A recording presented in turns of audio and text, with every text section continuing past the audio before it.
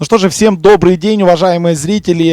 Мы вас приветствуем на втором выпуске, я надеюсь, уже привычного StarLadder Community Talk. На этот раз я не один, мы вместе с Романом, и мы вам расскажем, собственно, о всем, что произошло за прошедшие 4 недели и о том, что будет нас ждать в новом 2015 году.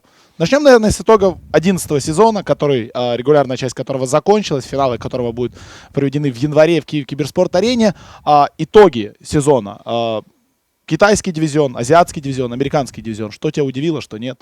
Да, в принципе, побеждали все те, кто должны были побеждать, вот за исключением Европы, учитывая то, что там много команд покинуло сезон на отдых, скажем так. В Америке команды показали, что по-прежнему играть умеет буквально пара коллективов в Азии, примерно так же. Ну, не знаю, больше, по сути, обсуждать, наверное, нечего. Там все очень понятно. Да, но напомним вам, что наши старые друзья MVP Phoenix отобрались от Азии. Опять-таки, бывшие Sneak Nix Assassins, теперь команда Fire, Dota, наконец-то приедет в Киев, X-Mike. Ну и от Китая Invictus Gaming и новички на ланах, на мейджор ланах, XDEC. Посмотрим, как команды себя покажут. Приятной новостью является то, что у команд нет проблем с визами. Китайцы визы, да, оформляют в ближайшие дни. Билеты им выкуплены, так что все мы эти команды увидим здесь. Конец европейского сезона был очень интересный. И, собственно, в предпоследнем, даже в последних матчах определялось, кто же попадет на ланы от Европы. Ну и мы уже знаем четверку команд. Это Empire с первого места, это Lions с места второго, ну и, собственно, третье-четвертое место поделили Hellraisers и Virtus.pro Polar, которые должны были играть в переигровках Secret, но эти переигровки не состоялись. Собственно, анонс есть на нашем сайте, вы можете его почитать.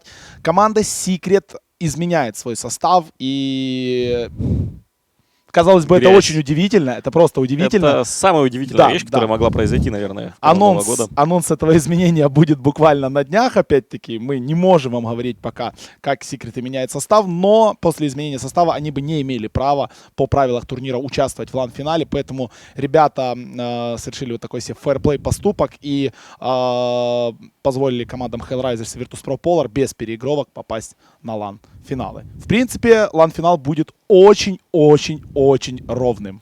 Это, наверное, будет самый ровный лан-финал, который мы видели за все эти там 11 сезонов. Реально команды все достойны, во-первых. Очень интересно посмотреть на сразу двух новичков. Это Asher и Lions, которые выскочили буквально это первый их сезон в Стар-серии. Да.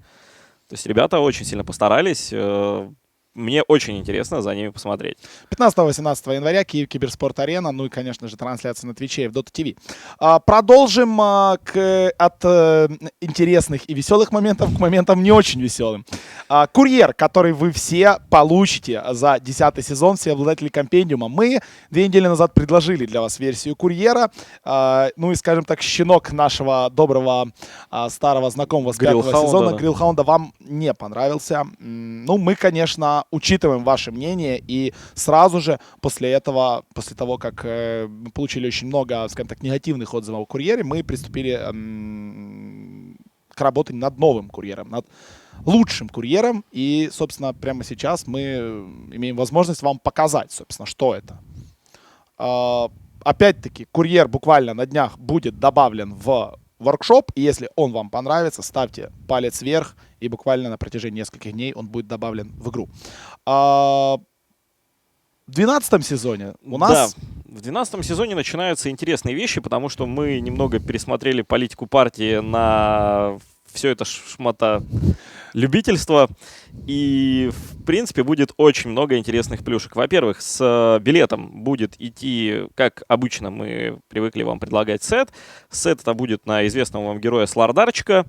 А дальше будет интересней, потому что также не с этим билетом, а отдельно будет идти сундук с несколькими отдельными предметами или наборами предметов, там на разных героев разные вещи, к которым будут идти эффекты, изменения анимации, спылов и так далее, и так далее. То есть это будут наборы на таких героев, как Мартредочка, Вич-Доктор, Некрофос, Рейс Кинг и Снайпер. Вот. Так вот. В любом случае, сундук будет продаваться абсолютно полностью отдельно от билета. Я точно еще не знаю его стоимость, ее определяет опять-таки Valve. и процент с продажи, с каждой продажи сундука будет идти в призовой фонд. Лично курировал разработку этих вещей товарищ Каспер, поэтому можете быть уверены в качественности этих самых вещей. Ну и я думаю, мы пока вам их показать не можем, но уже в ближайшие дни все эти вещи станут тоже доступными для вас в воркшопе. И если они вам понравятся, а я уверен, они вам понравятся, ставьте палец вверх.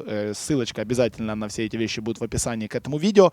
И будем надеяться, что в 12 сезоне мы удовлетворим нужды и желания всех, скажем так, наших зрителей и так далее. Закончить, наверное, комьюнити-ток хотелось бы ответами на основные вопросы, которые вы нам задавали. Первый вопрос — это по поводу Арены Версуты, который, как вы знаете, был уволен из Нави. И вопрос от вас был задан в предыдущем комьюнити-токе. Предлагали ли мы Арену, собственно, работать у нас? Ответ такой, что да, мы Арену предлагали, но, скажем так, не сошлись в некоторых вопросах. Уж эти мелочи. В некоторых мелочах. И, к сожалению, на данный момент, лично для меня, действительно, к сожалению, Арена не работает в студии StarLadder TV, но кто его знает. Все возможно. Да, еще не вечер. Нам еще работать и работать. Да, да. Студия аналитики. Опять-таки вопрос от вас. Будем ли мы на следующих финалах 11 и 12 сезона звать профессиональных игроков в студию аналитики? И как это будет выглядеть? Ответ прост: да. Мы уже можем подтвердить, что на студии аналитики 11 сезона будет Смайл, уже 100%. Плюс к тому же буду я, будет Каспер, будет небезызвестный великолепный переводчик. Куда же без него вообще, вы что?